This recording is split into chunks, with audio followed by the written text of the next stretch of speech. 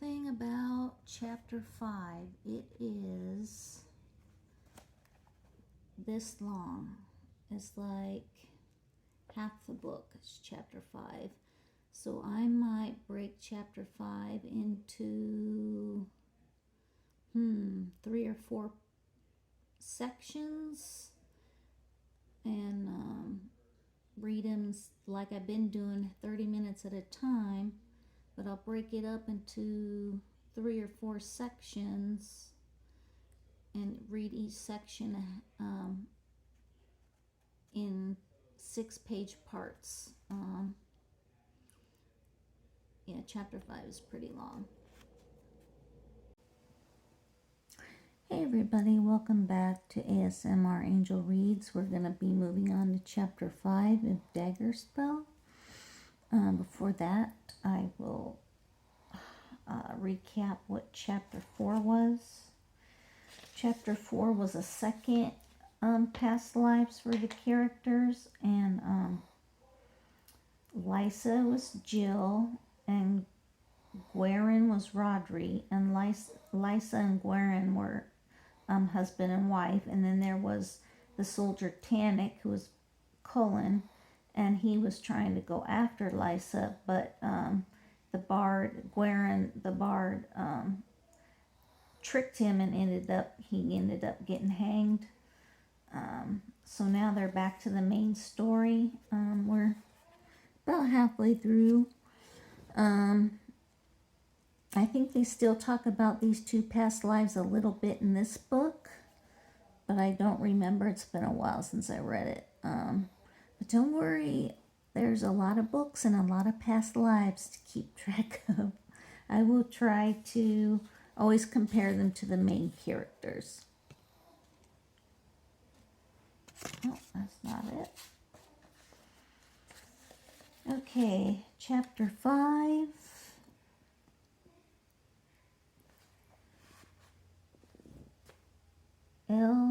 I need my glasses. Hold on.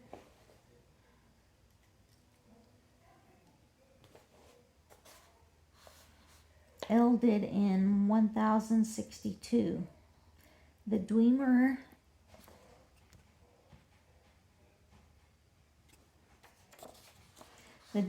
is a vast wilderness crossed by a few safe roads. To either side of the road lies an uncharted country, filled with wild beasts, chasms, and swamps, and dangers that can slay the unwary soul as surely as a wild boar will slay the unwary hunter. Mock them not until you have faced them.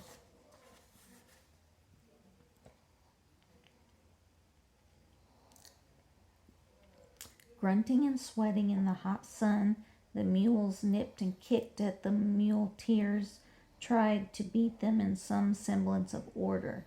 The caravan turned into an unruly mob, swirling at the city gates in a cloud of brown dust.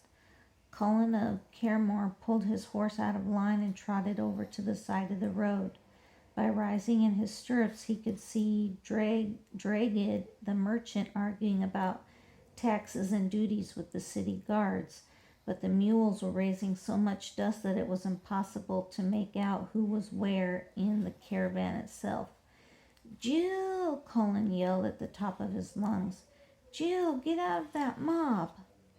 After an anxious wait for a few minutes, Cullen saw her running her chestnut gelding free and trotting over to join him. Sweat made streaks on her dusty face, and her blonde hair looked the same color as her horse. "I hope Dragid just pays them," Jill said. "I want a bath." "Me too, and some ale as well." They looked wistfully at the high city walls of Crenmont, one of the few real towns in northwest Elded. Despite the typical town adrift of sewage on the hot summer air, it promised comforts after a long week on the road. Dragid, a nervous sort, had hired Cullen as an armed guard for this trip, even though bandits were rarity in this part of the kingdom. At last the caravan began to move, the men shouting, the mules braying. They shoved their way into the close-packed warren of round houses, then wound along the curved streets until they reached a rambling stone inn. Cullen dismounted and worked his way through the crowd of men and mules towards Dragged. The grizzled merchant paid over a silver piece without haggling. I've never met an easier time with my men, Silver Dagger. As Cullen turned away, the skinny innkeeper with all greasy hair and narrow eyes caught his arm. No silver daggers in my inn. I've no need to let your lice get a taste of me. Now get your hands off my arm. A bit pale, the innkeeper jumped back. Over the east gate was a shabby wooden inn in a muddy yard where Cullen and Jill had stayed before. Although the stables were only a row of tumbled-down sheds and somewhat cleaner than the tavern room itself, there the innkeep greeted Cullen like a long-lost brother and gave him his best room, a tiny chamber in the upper story with one skewed window. Braid himself was a stout fellow who had lost an ear in a fight, to judge from the tooth scars on the remains. Well, little Jill, you're not so little anymore, are you? Why aren't you married by now? Do you want to hold your tongue, or do you want to lose another ear? By the hells, Cullen, you've raised a hellcat, haven't you? Not truly. She was born a hellcat, and she'd be worse if it weren't for me. Jill threw a fake punch his way. At 17, she'd grown into a tall young woman, lean and muscled from their particular life, with a boyish stance and a boyish swagger to her walk that somehow did nothing to detract from her golden-haired beauty. She helped Braid haul up the heavy buckets of hot water in a big wooden tub as easily as Cullen did, then chased her father out of the chamber so she could lounge in her bath. The big half-round tavern room was mostly empty. A couple of hounds were asleep by the hearth, and a couple of colorless young men sat at a table conveniently near the door and talked it and cant over their tankards. Both glanced at the gleaming hilt of the silver dagger in Cullen's belt, but strictly ignored him. Cullen settled in at a table with his back to the wall and accepted a tankard of dark ale from Braid. He was working on his third one by the time Jill came down. Her wet hair clinging around her face, she gave him a narrow-eyed look. "And how many have you had?" "None of your rotten business. Here, finish this while I haul up some clean water for the tub." He got up and left before she could say anything more. He refused to admit the real reason that he was drinking so much. He could feel himself growing older, needing to ease the ache of every old wound after a long ride, after sleeping beside the road. At 35, Cullen was middle-aged by any man's standard in Devery, and as a silver dagger he was a marvel. He'd never known, even heard of a silver dagger who'd lasted as long as he had. And how much longer will it be before you face your weird, he asked himself. You've got to find Jill a good man to take care of her. As usual, he shoved the thought away fast. He would deal with it later. At dinner that night, Cullen and Jill ate in silence, enjoying each other's company without the need for words. Every now and then Jill would look into the fire at the hearth and smile, her eyes moving as if she saw things there. Over the years, Cullen had grown used to the particular habit of hers, just as he was used to her seeing things in the clouds and the running streams. Although it gripped his soul to admit it, he was sure that his daughter had what the country folk call a second sight. That evening she gave him a further bit of evidence. "You know, Da, we should ride with Dragged when he leaves town." "Indeed, and what a pity that he never asked us to." "Oh, he will." Cullen was about to make some exasperated remark when Dragged came into the tavern. He paused at the door and looked around at the unaccustomed squalor. A man in his 30s with pepper and salt hair, Dragged was as lean and taunt as a warrior from his hard riding life. When Cullen hailed him, he smiled in relief and hurried over. "I'm sincerely glad I finally found you. I've been thinking, Silver Dagger, in about a week I'll be riding west. If you'll wait in town to guard the caravan, I'll pay your lodging." Jill smiled smugly out of nothing. Sounds like you're expecting trouble, Colin said to Dragid. Well, not truly expecting it, like. It's just that you'd be best ready for trouble when you trade with the West folk. The who? Dragid gave him an odd smile as if he were nursing an important secret. The West folk are elves. A tribe who lives far to the west. They're no ordinary elded men, not by hells they aren't. But they raise their best horses in the kingdom, and they're always willing to trade for iron goods. Now, I've never had any trouble with the West folk themselves, mind, but sometimes the muleteers get a little, well, strange way out there on the edge of nowhere. I'd like to have you along. I'm on then. It's a hire. It's a hire's hire. Splendid. After we're done our trading, we'll coming back to Canoben. That's this little border town on the seacoast. You might find better work for your sword there. I hear there's some kind of trouble brewing around Canoben. Well and good then. Send one of your lads over to tell me the night before we leave. After Dragon left, Jill avoided looking at her father in the eye. And just how did you know he was coming? I don't know, I just did. Cullen let the subject drop. My daughter, he thought, but by the gods of our people, sometimes I wonder if I know her at all. As it often did, the summer fog lay thick and cold over Duncanabane. From the lighthouse, a great bronze bell boomed slow notes. Inside the Brock, servants scurried round lighting peat fires in the hearths. Lady Lovian, now known as Aberwin, and by the twist of the law, the tyrant of the area around Canoben in her own right, she put on a cloak and made from a gray, red, and white plaid of her demesne when she went down to the great hall, but the servants' hearth and war bands of filthy men lounged close to the fire. At the hearth, the honorer knelt supplicant come to Lovian's justice. The local soap maker, Yesgrin, was a skinny fellow with gray hair who smelled faintly of tallow. For all that he'd put on a clean shirt and striped brigha for this important visit.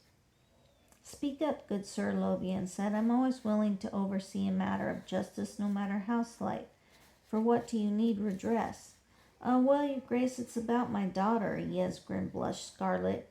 She's with child, is she? She is, and not married either, as I'm sure your grace can guess, or I'd hardly be troubling you.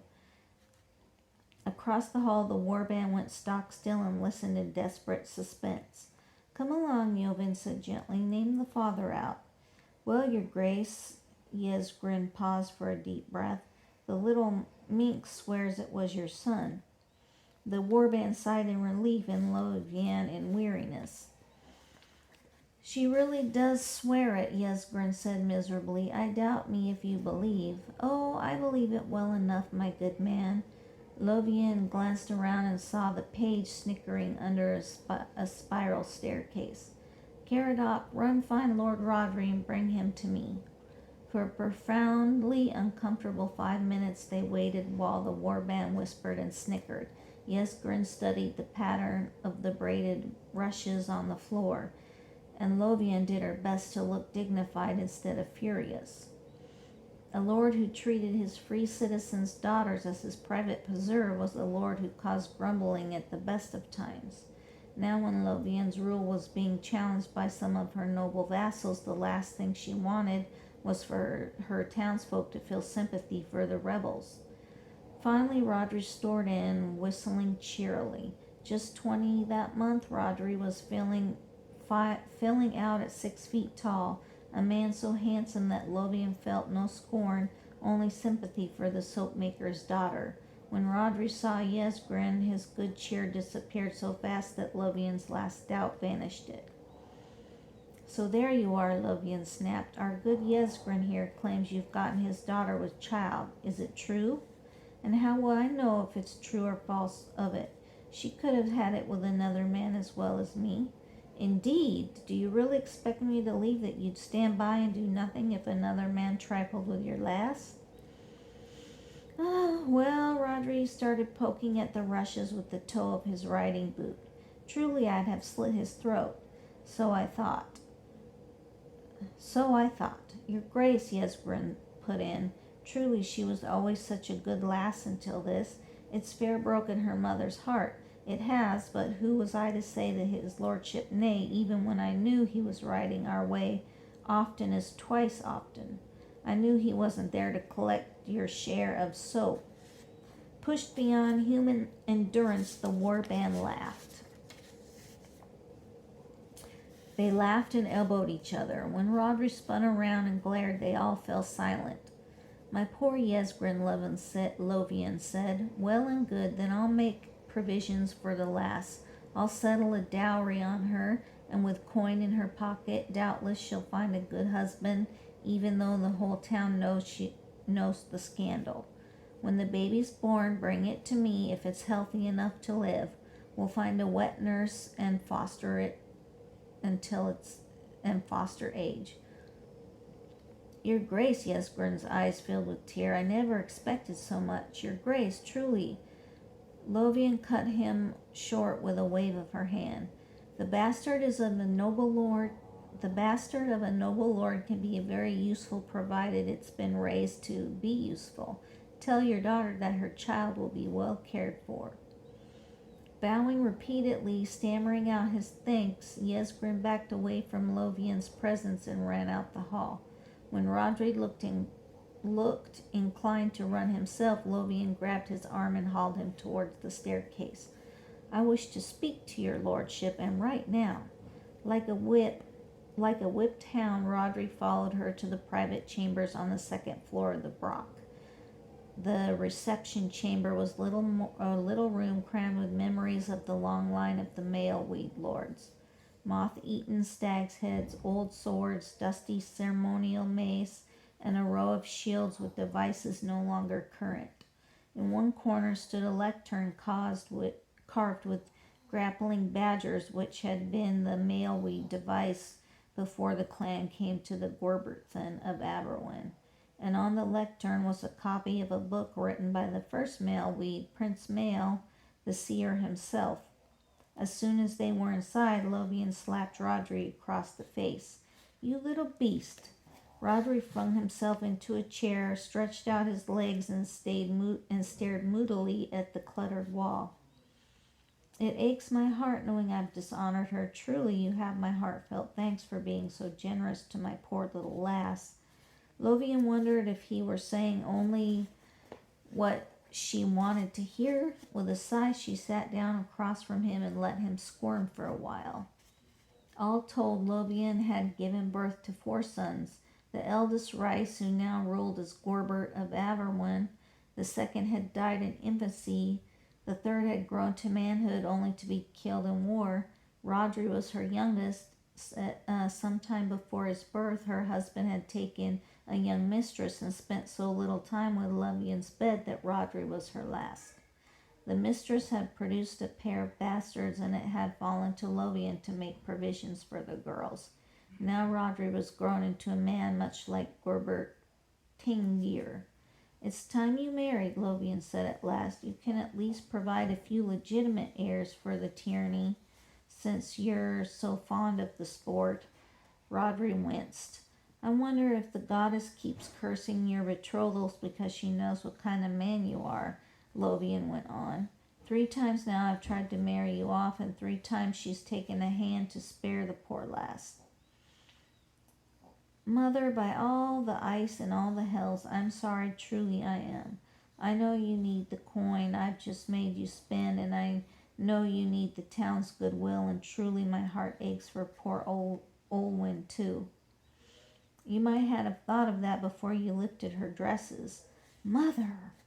I don't want to hear of this happening again. Save that whiny smile of yours for the lasses who stand to make silver out of it in more than usual ways. Rodri flung himself out of the chair and ran, slamming the door so hard behind him that the swords on the wall rattled. Lovian allowed herself a small smile of revenge. For the rest of the day, Rodri avoided her, which was easy to do in a dun the size of Cannabane. out of what might as well have been the western border of Eldad, since there was nothing much beyond it. The dun stood on a twisted headland of its name atop a sheer cliff overlooking the southern sea. Stone walls enclosed a crowded ward of about 2 acres. In the middle rose a 4-story block surrounded by storage sheds and a kitchen hut. Off to the seaward side stood the Canobane Light, an 100-foot tower wound with a staircase, where on clear nights the lightkeeper and his sons kept enormous fires burning under the stone canopy, or rang the bronze bell when it was foggy. Beyond the dun, an empty grassland ran for miles in either direction along the cliff tops, while inland were farms of Lovian's personal demesnes. It was a lonely place suitable for retiring from worldly pursuits. If Lovian had been allowed to go into retirement, she'd been given Canobane as a dower gift from the male weeds upon her marriage, and when her husband died, she'd gone there to live far from the temptations to meddle in the new Gorbert's affairs. Just this last year, however, her only brother and his son had both been killed in an honor war. Since there was no other heir, the father's property had come to Lovian under the twist in the law designed to keep land holdings in a clan, even if a woman had to inherit them. Lovian may have married into the Maleweeds, but by blood she was still one of the Clucock, a clan of the Red Lion, which had held a vast demesne in the western Eldad for over 100 years. Blood and clan, children and their children, they ruled every aspect of a noble woman's life, and it was about such things that Lovian was musing for the rest of that dripping cold summer's day at Canobane. She profoundly hoped that Rodri's bastard would turn out to be a lass and not a son, and as pretty as her father was handsome. If she were, then Lovian would ultimately arrange a marriage between her and one of her many land-poor relations. The Red Lion had done Lovian a great favor when she inherited the Tirathan by adopting Rodri into the clan, thus making it possible for him to inherit upon her death, rather than having the land revert to the Gorbert for reassignment. In his vanity, Rodri assumed that Lovian made the move out of maternal love, but in truth she had much sterner motives, and arranging the adoption was the lesser of the 2 evils. When she took over the demesne, some of her vassals grumbled about having a woman for an overlord, even though it was right under the laws and, though rare, far from unknown. Once Rodri was empowered to succeed, the grumbles would take comfort in knowing just which man would be ruling them in what was bound to be only a few years. After all, Lovian was not immortal, and 48, she was already old in the world where most women died in their 30s, worn out by childbearing. Soon enough, her vassals would have a man for the tyrant if they only wait. Even so, however, some were refusing to wait. Just at the time for the evening meal, a visitor came to the dun. Lord Sligan, who held land in fealty to Lovian, was about 10 miles to the east. Possible rebellion, it seemed.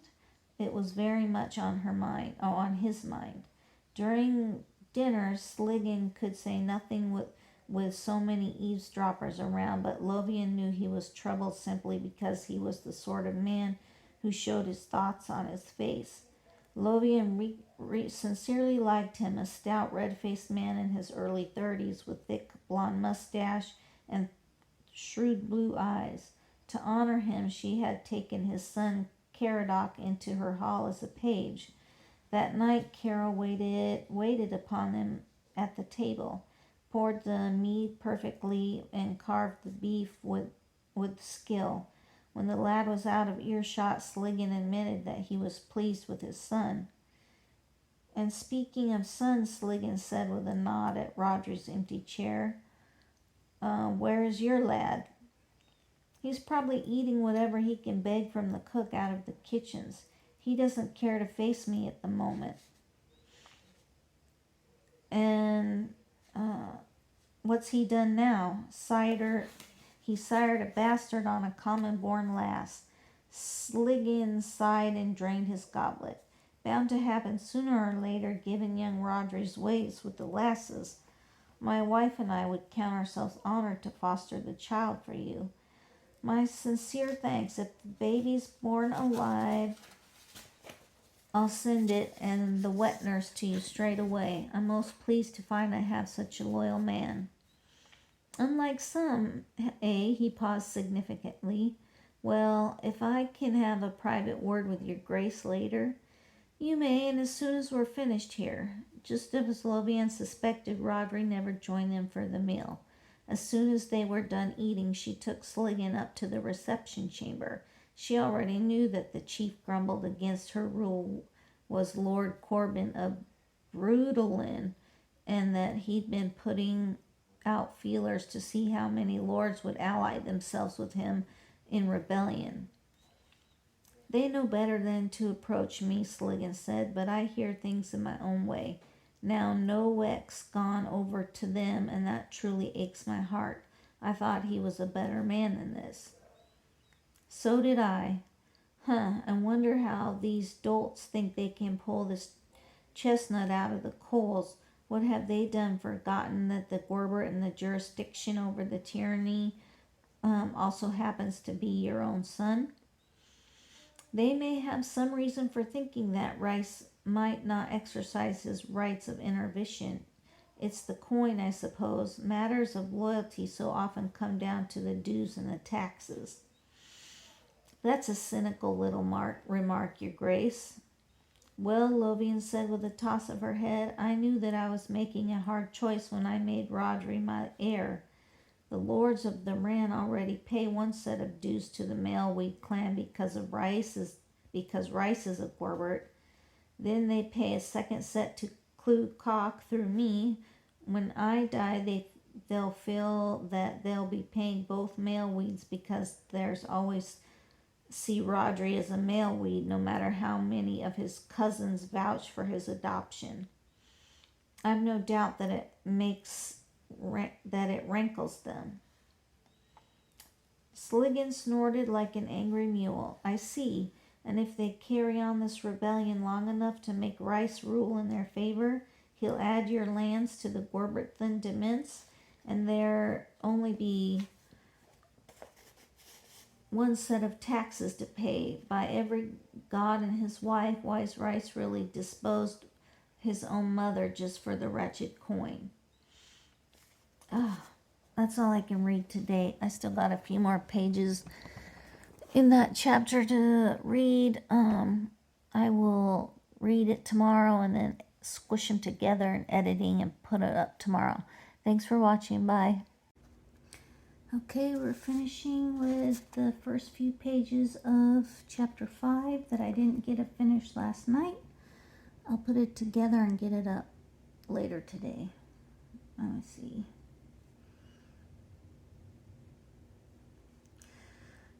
Sliggin snorted like an angry mule. I see, and if they carry on this rebellion long enough to make Rice rule in their favor, he'll add your lands to the Gorbert demesnes, and there'll only be one set of taxes to pay. By every god and his wife, would Rice really dispose his own mother just for the wretched coin? I doubt that, but it would gladden his heart to dispense me. It was Rodri striding in boldly. Her grace is doubtlessly right about the coin, all the grumbling because you're a woman that never rang true. Here, Lovian snapped. How long have you been listening at the door? Long enough, Rodri flashed a grin. I wanted to hear what you said to his lordship about my dishonor. We discussed that at dinner. At dinner, Rodri flopped in a chair. My lady has a strong stomach. Now listen, you young cub. Sliggin would be Rodri's equal till Lovian died, and he minced no words. You treat your lady mother with the same respect while I'm around. My apologies, I do but jest, but truly, mother, I see what you mean. Rise must be licking his chops thinking he has a chance at what's rightfully mine. I cherish no illusion of brotherly love between the two of you, truly, but if it comes to open war, I trust Rise will intervene. No doubt if you ask him, Rod returned sullen, but I want the chance to prove myself to these vassals of yours. He said it so carelessly that Lovian was sick at heart. If things came to war, Rodri would be Cadverdoc, the war leader, delegated in her stead to lead the army. She knew him too well to hope that he would lead his men from the rear. I heard you tell Mother that Nowick's gone over to the rebels, Rodri said to Sligan. I never would have thought it of him. No more would I. Wretchedly strange rumors going around. Dwemer again, Rodri said with a laugh. Just that. Sligan paused, chewing at the edge of his mustache. Makes a man wonder seeing Nowick break his bond this way. Horseshit. My apologies, Mother, but I don't believe a word of it. Well, neither do I, of course, Sligan said, but it has its effect on the men. Morale, that kind of thing. Once a rider starts thinking about Dwemer, well, where's he going to stop?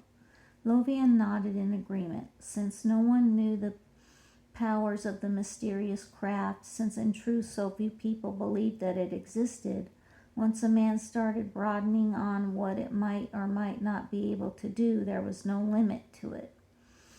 They say it's this counselor of Corbin's, Sligan said. Lodlian, his name is. He's the one everyone thinks of as Dwemer. Indeed, Rodri sneered. Well, I've met the man, and I find it hard to believe that his mincing fop has any kind of power at all. May the gods blast me if I know why Corbin even listens to a man who stinks of perfume. It's strange, all right, but isn't that the point? Rodri's sneer disappeared. You know, Lovian broke in, I think I should send for Nevin. What? Rodri said. How do you send for no one? Nevin, the old herb man, you little dolt. Don't tease with things so serious. My apologies, Mother, and send for him if you like. I know the old man amuses you, and you'll need good company if we ride to war.